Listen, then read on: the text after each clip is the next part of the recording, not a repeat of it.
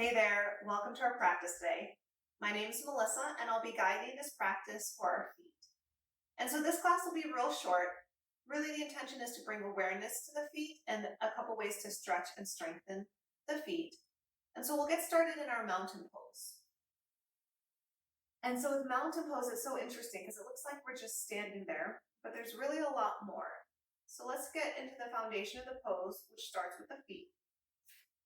And we can either bring the feet together, or for some of us, it might feel better to have the feet a few inches apart. And to get the position of our feet, let's just go ahead and rock forward onto the balls of the feet, and then back into the heels. Forwards and backwards. Just noticing how that feels as the weight changes from the front to the back of the feet. And then let's stop somewhere in the middle, so that way the weight feels evenly distributed. Press down into the feet, really bringing awareness to where the arch of the feet are, the toes, the heels. Pressing down through the feet, lift up through the torso. And let's bring one hand in the front of the pelvis, one hand in the back, and now just rock the pelvis forward and backwards. And this is going to feel so weird, but we're trying to get an idea of what a neutral pelvis feels like. So noticing how far the pelvis goes forwards and backwards, and then we want to stop somewhere right in the middle. So we're pressing down into our feet in all four corners. We're lifting through the legs. The pelvis is neutral. And let's bring the navel into spine, letting the top of the head lift towards the sky. Try to bring the shoulders away from the ears with the palms facing forward. And so oftentimes in yoga, we focus in on the breath.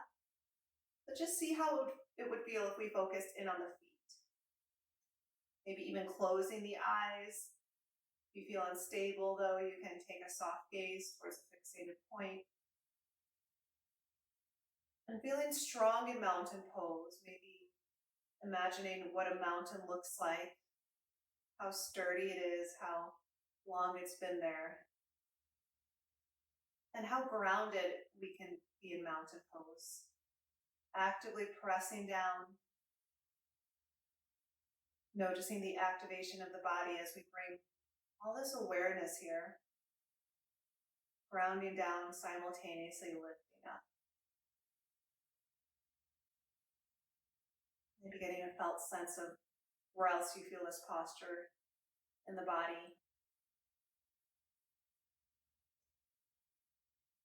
Maybe taking a few deep breaths here. If you notice you start to waver a little bit, or the feet kind of relax and go back to normal. Just again, grounding down, rooting through the soles of the feet.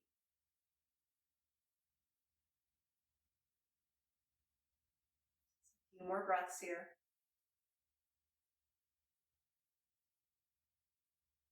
And then as we're ready, let's step into a downward dog. So we can rotate if you were facing a different side of the mat. Just gently pull forward at the waist.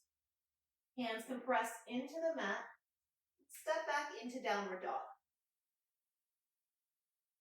So with our downward dog, we want the feet about hip distance apart. And then press the hips back. Another way to think of this is to press the shoulders away from the wrists. Let the neck relax. And we don't need to place our feet all the way down on the floor. We can just keep the balls there. If you can lower the heels, that's fine, but we're more concerned about pressing the hips as far back as they can go. It might feel nice here to bend the knees. Straightening them back out.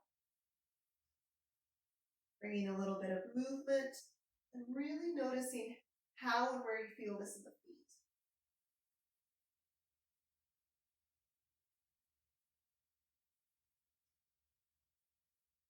Maybe seeing if we can press a little farther back as press the shoulders back, press the hips back. And then as we're ready, lower the knees all the way down. Lift the torso up and curl the toes under. So if you take a look at my feet, this is really the most important part. The toes are curled so that way the toenails are facing up. And we can start with a nice tall spine. Gently bring the hips and the sit bones down towards the heels. And if you're not used to doing this can get really uncomfortable really quick. So at any time if you need a break, just lift the hips up. And you can come back down when you're ready. And another option when it gets to be too much, if you have blocks or any sort of support to place your hands on, you can either place the blocks besides the feet, using the blocks to take a little bit of weight in the hands, so that way you don't have your entire body weight there. Another option is to sit on top of the blocks. Some people like the blocks in front of them. I find it's a little challenging because there's a tendency to lean forward. And what toe squat is doing is helping to strengthen our feet, and it's also helping with balance.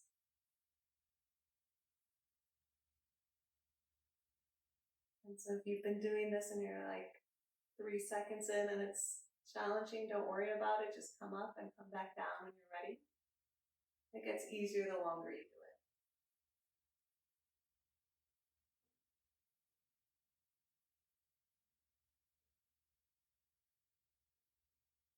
As you're ready, lifting the torso up. And let's come on to our seats.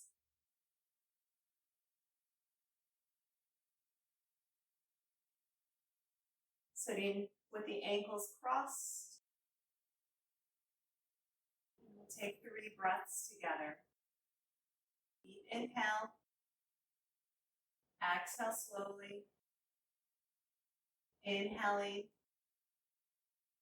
Exhaling. Inhaling. Exhaling. Bringing the hands into heart center.